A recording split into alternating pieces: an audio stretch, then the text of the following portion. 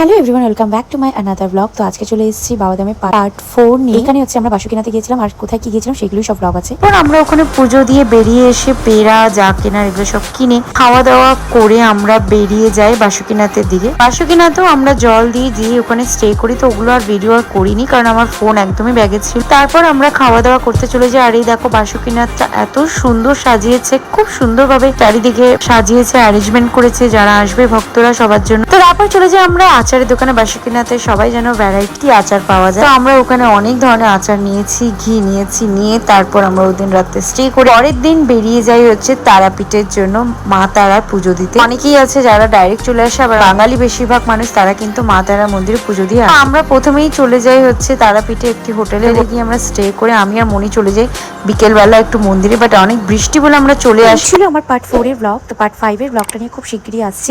তো এই ছিল আমার ব্লগটা। তো আই হোপ তোমাদের ভিডিওটা ভালো হয়েছে। ভালো থেকে লাইক সাবস্ক্রাইব পাশে বেল আইকনে ক্লিক করবে আর ফলো করতে ভুলবে না। Bye, stay tuned.